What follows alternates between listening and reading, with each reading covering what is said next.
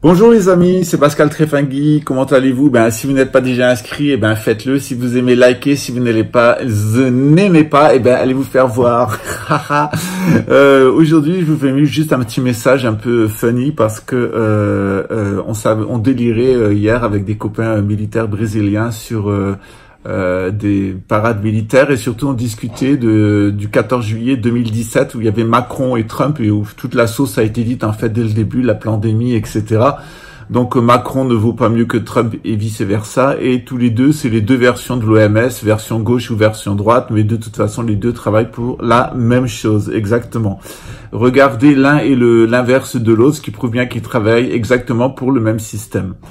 Je voulais en profiter pour vous présenter un copain que j'aime beaucoup, qui est Bruce de OVNI Québec Astronomie. Donc je vais mettre un extrait de une de ses émissions après. C'est un mec qui, avec son télescope, a trouvé des structures construites et des routes sur la Lune, des déplacements de vaisseaux spatiaux. Il en apporte la preuve de live en live. C'est un mec qui est génial, parle super bien anglais, parle super bien français. C'est vraiment les Québécois comme on les adore.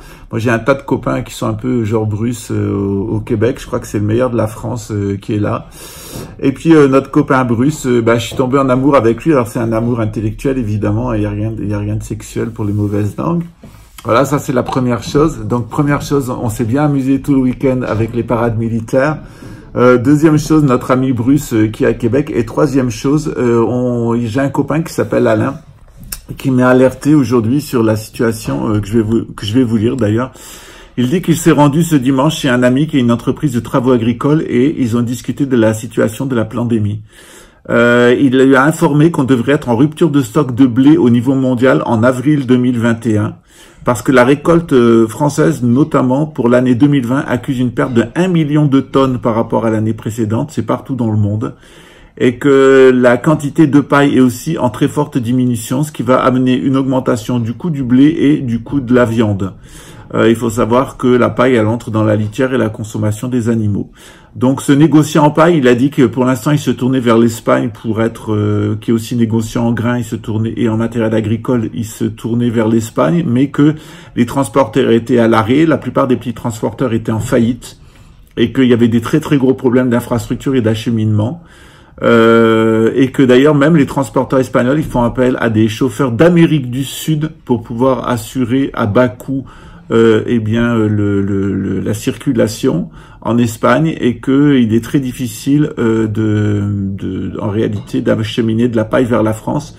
Donc il pense qu'il devrait avertir le grand public que l'on devrait entrevoir plus, particulièrement dans les 6-10 mois à venir, un boom du prix de toutes les denrées à base de blé et de la viande, et que c'est un très très très mauvais signe qu'on s'achemine véritablement, si on continue à fermer l'économie, vers une famine au niveau mondial et une explosion non seulement des coûts de l'alimentation, mais aussi une baisse des revenus chez les personnes qui ne pourront plus travailler. Donc non seulement vous aurez moins d'argent, vous serez plus dépendant de l'État, mais en plus la nourriture va arriver à manquer. Donc on est vraiment dans un scénario catastrophe, celui des travaux de la Fondation Rockefeller que je vous ai présenté pendant que Mamma Mia qui s'est passé dans l'Italie et pendant qu'on essayait de vous refiler de la monnaie électronique.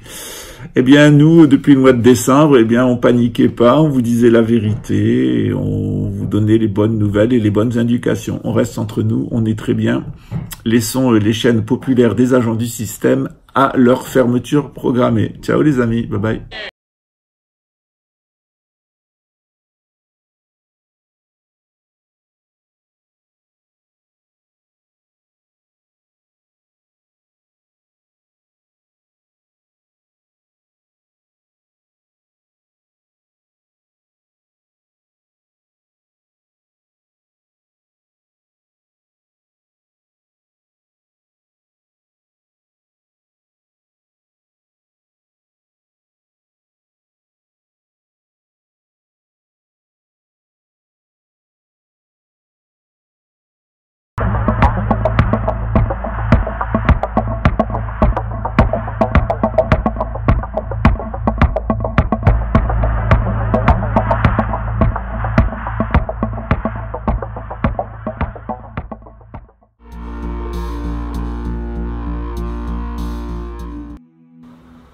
La vie humaine est basée beaucoup sur la religion, la spiritualité, les entraides fraternelles ou fraternité, peu importe. On a tendance à vouloir chercher la vérité, peu importe nos croyances, parce que aussi la vie humaine est basée sur les croyances. Mais j'apprécie toutes ces croyances-là. J'ai étudié un peu en théologie et toutes les différentes cultures et j'ai évolué. J'ai appris à respecter, à comprendre et accepter les indifférences. Je suis pas plus d'accord avec certaines religions, mais je les accepte. Autant qu'ils ont autant de droit de moi de s'exprimer. Dans les écoles, ils enseignent à nos enfants qu'est-ce qui est arrivé dans le passé et qu'est-ce qui va arriver dans le futur. Et souvent, la plupart des personnes, vu que cette information est là, n'ont pas besoin de penser eux-mêmes à qu'est-ce qui pourrait vraiment y arriver. Nous suivons des règles, des lois et un système, un trend que tout le monde suit. Qu'est-ce que des tours font sur la Lune et qu'est-ce que des connexions font à connecter tous les cratères? Ça, c'est pas ça qui est bizarre, les amis. Qu'est-ce qu'il y a de bizarre? C'est que tout le monde, tous les religieux, tout le monde qui voit ces vidéos-là, tout le monde entier qui vont venir voir ça, pourquoi ils sont pas énervés ou ça les change pas? Parce que tout a déjà été écrit. Nous savons tout selon les informations que nous avons en ligne, puis selon les informations que les gouvernements nous donnent. Il n'y a rien sur la Lune, on nous dit. Alors, personne cherche sur la Lune, comme s'il y avait quelque chose. Et regarde, je ne sais pas si vous le savez, pas besoin de chercher, là, ça me tombe dans la face. J'essaierai de toutes les manières de montrer la surface ici comme ça, puis j'essaierai le plus fort possible de vous faire convaincre, regarde Aristarque, qu'il n'y a personne, puis qu'il n'y a rien là. Si vous me croyez, vous êtes isolé, regarde-moi l'équipement, là. Regarde les connexions, structuration, construction de différents temps, différents endroits, un par-dessus l'autre, tout près du plateau. Nous sommes sur le plateau de Aristarque.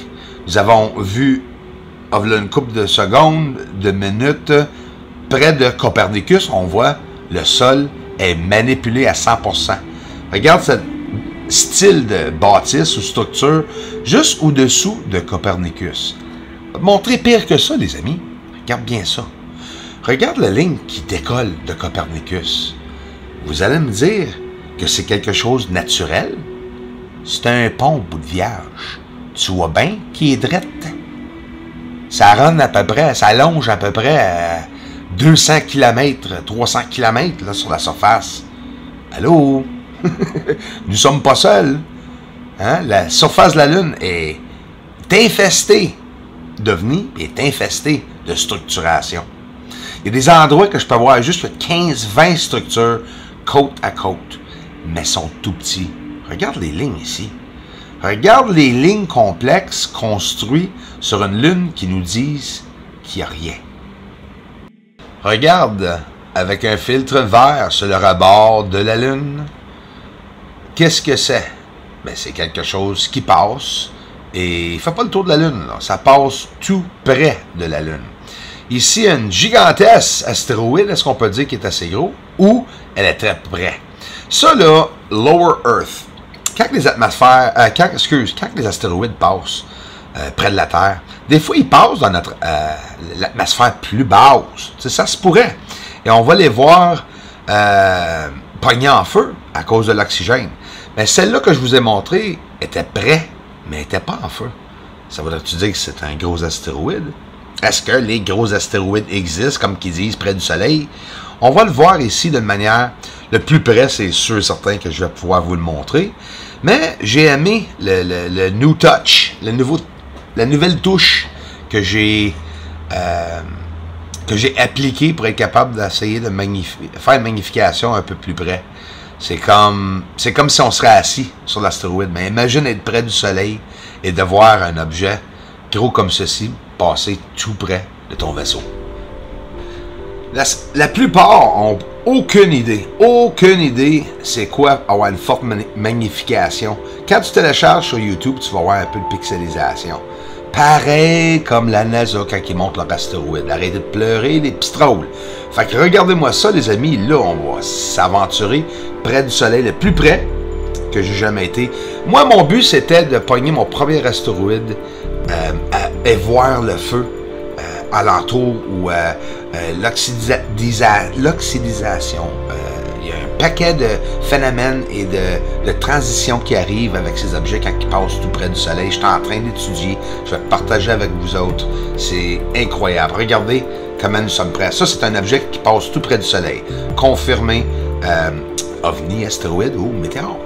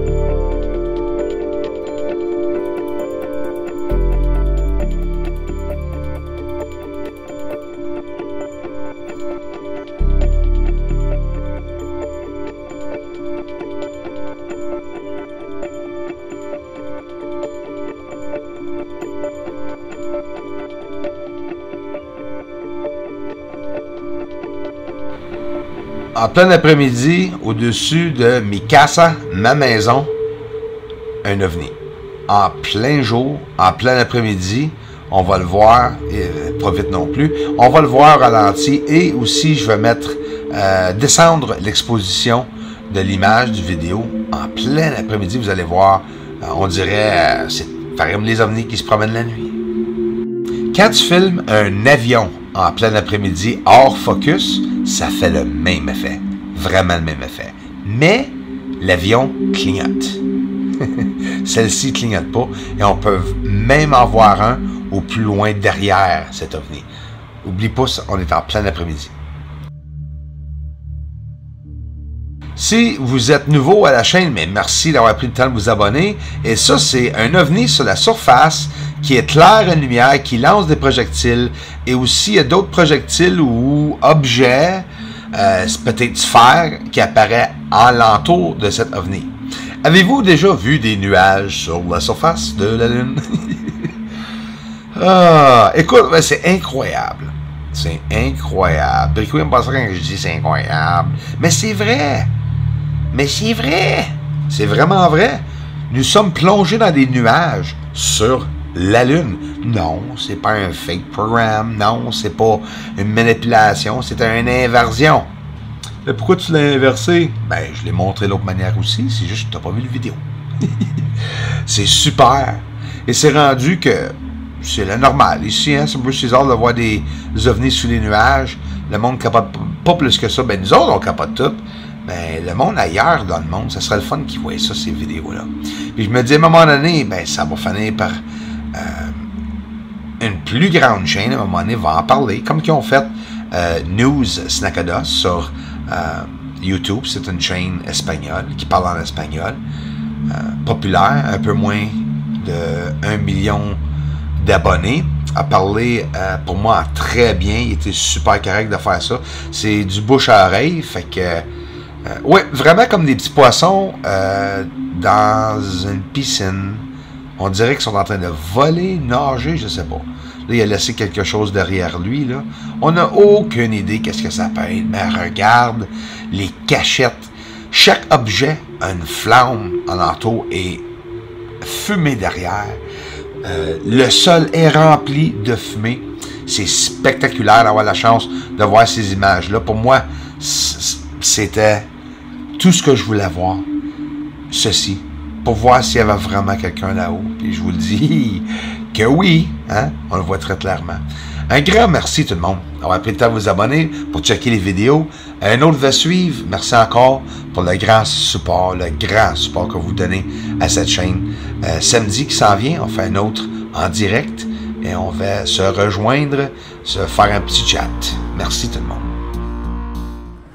Donc merci à Bruce. N'hésitez pas à vous inscrire sur sa chaîne YouTube, à le visiter, à lui donner des encouragements. Il fait un super boulot. Il y a d'autres astronomes qui le font dans le monde, mais lui franchement sa chaîne, je pense qu'ils vont la lui faire striker parce que ce qu'il découvre c'est de la bombe. Aussi bien en matière d'ovnis, de structures sur la Lune, etc. Tous les gens qui ont fait de l'astronomie, tous les gens qui ont fait de l'aviation, on sait que c'est rempli de phénomènes ovnis. On va revenir dans les jours à venir sur le phénomène de Magé, parce que figurez-vous que l'enquête a continué au Brésil dans le cadre militaire et aux États-Unis, et tout ce que je vous ai dit depuis le début est confirmé. Eh ouais, les bouffons. Ciao, à tout à l'heure 15h avec Maria pour Qu'est-ce que l'éducation nationale fait avec nos gosses.